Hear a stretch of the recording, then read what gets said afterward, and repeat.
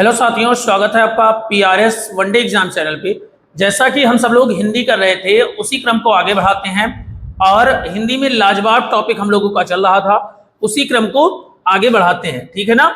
चलिए, तो हिंदी में जो हमारा टॉपिक चल रहा था वो चल रहा था विशेषण। क्या चल रहा था? विशेषण। तो हम सब लोग डालते हैं कि आधार पर स्थान के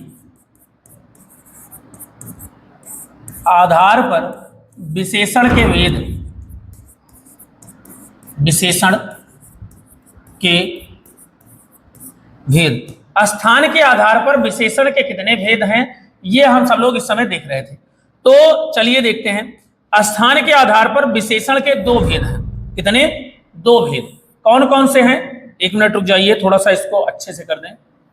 स्थान के आधार पर विशेषण के कितने भेद हैं बेटा? दो भेद हैं। कौन कौन से हैं आइए देख लेते हैं। स्थान के आधार पर विशेषण के दो भेद हैं। एक है उद्देश्य विशेषण। कौन सा है? उद्देश्य विशेषण। और एक है विधेय विशेषण। विधेय विशेषण।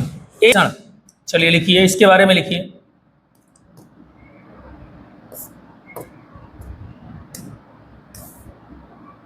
लिखिए कि जब विशेषण विशेष से, जब विशेषण विशेष से पहले आए,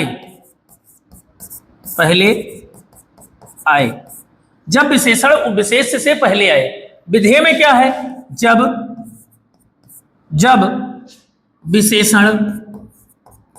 जब विशेषण विशेष से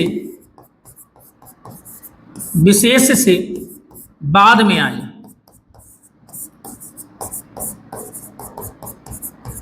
जब विशेषण विशेष से बाद में आए। एग्जाम्पल इसका देख लेते हैं। एग्जाम्पल्स क्या है? जैसे मान लीजिए है लाल गेंद। अब देखिए, गेंद तो विशेष से है और ये लाल क्या हुआ? ये हुआ विशेषण। जैसे कह रहे हैं अच्छा आदमी, अच्छा आदमी। अब ये आदमी तो विशेष से है और अच्छा क्या हुआ? अच्छा हुआ विशेषण। बोलो आज, जैसे एक सेंटेंस है, आज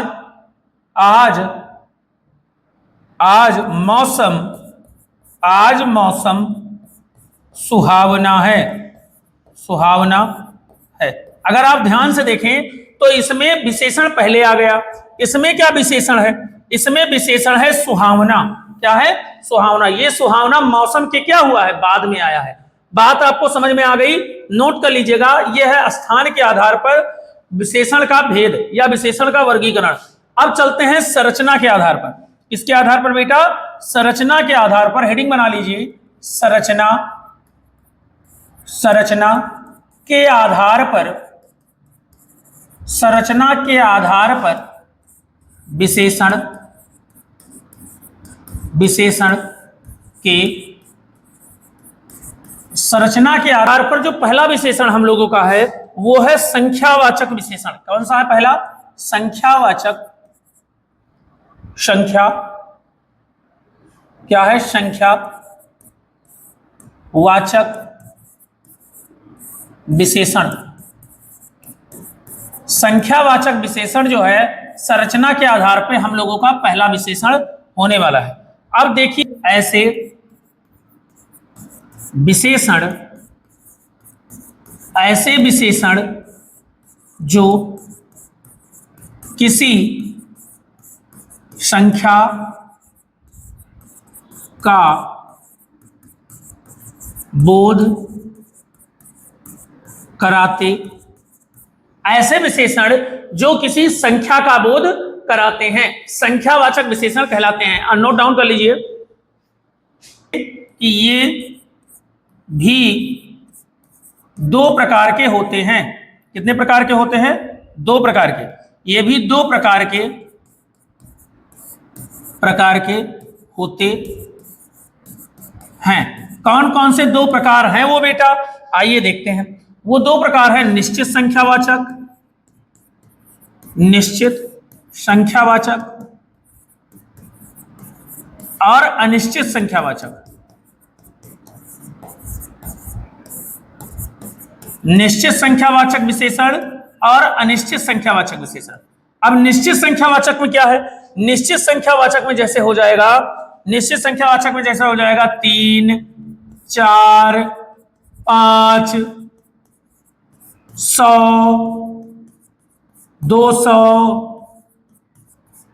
ये निश्चित संख्यावाचक है।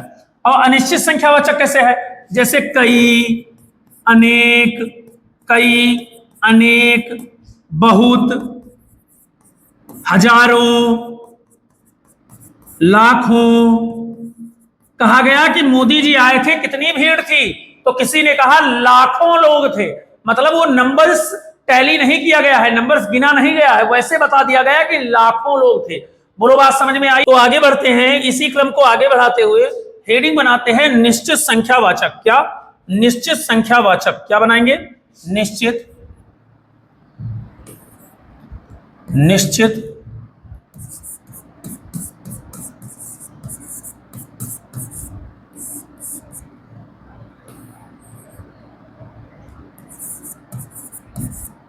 निश्चित संख्यावाचक